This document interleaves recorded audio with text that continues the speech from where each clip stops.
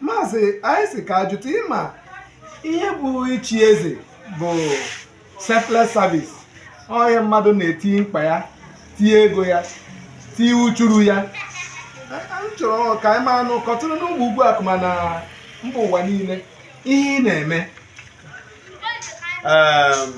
Mụnwa bụ Okoronkwo Okoro nke mere eze oge Ugwuakuma taa ma ọ bụ ụnyaahụ. Ihe m na-arụ bụ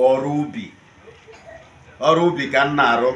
Ana m na-arụkwa n'ọrụ ubi a na-arụsa ebe ọ dị mma, were ya na-aga mkpa onwe m, werekwa ya na-aga mkpa ndị ọdọ, na-enyetụkwa ndị ọdọ enyetụ ha na-erikwa, tikwa ndị ọdọ n'ọrụ bụ ndị na-arụ ọrụ na-arụsakwa ihe ha na-eri. So aga nke aza bụrụ onye ọrụ ubi ka m na-arụ. Ndewo Mazi. Biko Mazi, a sị na onye nyere, a sị to whom much is given much is expected. A sị na onye ọbụla e nyere ihe ọbụla ya mee, a na-ele anya na ọ na-emezi ya emezi. Nda ihe ime emere Ugwuakuma, nda ihe ị na-aga ime dịka oche eze gị, aga ime aza nọ n'oche eze gị ka zee. Nda ihe ibu n'obi bụ ihe ịma na-eme n'Ugwuakuma dịka eze ogo. Nke mbụ ihe mma na-eme dịka eze ogo, nke mbụ mma eme bụ Ugwuakuma ga-adị n'otu. M ga-alụ ndụ ka Ugwuakuma dị n'otu. Nke mbụ. Nke abụọ, aga m ekwe ka esemokwu daa. Onye yi na ibe ya na-ese okwu mma ekumasa bụ na m meziriwo udo onwe ike chi ya. Den o nwụrụkwa na ọganihu chọrọ ịpụsa n'Ugwuakuma, m ga na-alụ ndụ m na-enye advice si lekwa ihe a bụ ihe kwesịrị na-eme udo were na-achị n'oge Ugwuakuma. Ndewo. Ma ụmụ ụlọ akwụkwọ ndị na-eje ụlọ akwụkwọ aga na-emewo sponsọ ha nwee ike na-aga skuul. Like in the primary school gara aga, ha bere me Senford, they call me, and o nwere ndị nyechara scholarship, and ma ndị bara secondary school. Ele hall a ụmụ nwaanyị na-ewu, hall a abịara m lee hall a, mfụ na hall a ụmụrụ one side aka dị open, bịa jụọ ụmụ nwaanyị na ele ihe fọrọ wosi na o nwere ihe fọrọ na eji mepụta ya. Amaara m aka na akpa m were 100,000 nye ha, si ha were tie aka na dị hall. So onye m gara alụmdụ agbalịpụ ele eze ogo.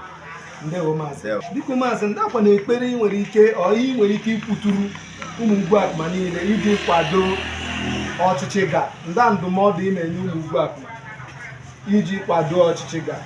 Ndụmọdụ m na-enye ụmụ Ugwuakuma iji kwado ọchịchị ma bụ nke mbụ bụ ụmụ Ugwuakuma m na-arịọ ha arịrịọ onye ọbụla wetuo obi ya. Onye ibe ya mere ihe ọjọọ si na ọ gbaghara ya. Onye ibe ya mere ihe ọjọọ ya gbaghara ya. Udo nwee ike na-achị n'ibe onye ọbụla nọ. Ihe onye ọbụla na-arụ ka o nwee ike lemaga anya na-arụ ya. So ndụmọdụ m na-enye onye ukwu na onye nta. Onye nwekwana ihe ọ na-eme, ụmụ Ugwuakuma anyị agbakọta aka bụ na anyị dịrị onye ọbụ onwe ihe onye ọjọọ ọrụ onye ọ chọrọ ịmụ, anyị amụọ ya ọrụ. Ọ bụkwa na ụgwọ skuul ji onye anyị enyekata aka bụ na a kwụrụ onye ụgwọ. So ndụmọdụ na-enyewo ụmụ Ugwuakuma. Ndewo. Ndakwa na ekpere na-ekpere anyị ọbụ ndị na-agbasa ozi ọma, because Adamazi TV aka ọrụ anyị ebe ị na-ekwu nke bụ eziokwu. Anọ ihe eziokwu a mere anyị ji bịa ebe a taa sị ka anyị mara nke bụ eziokwu. Ekpere m na-ekpere ndị Adamazi TV, ekpere m na-ekpere ha bụ nke mbụ bụ ndụ ogologo, nke mbụ bụ ahụ, nke abụọ bụ ahụ isi ike, and nke atọ bụ ịhụnanya. Ha hụ mmadụ ibe ha n'anya. Ihe ọbụla ha na-aga ịrụ ha were wite eziokwu. Gaa na ntọala oge ọhụ chọpụsa aga ndị oge nza eme, ha chọpụsa ya den before ha send ya ya bụrụ na agụ nke ọ dị onwe ihe mmadụ pụrụ ime ha. So m na-arịọ ọgụgụ ọvọm bụ ndụ ogologo na ahụ isi ike na ịdị n'otu, anyị Chineke anyị ga-agọzi ya. Ndewo.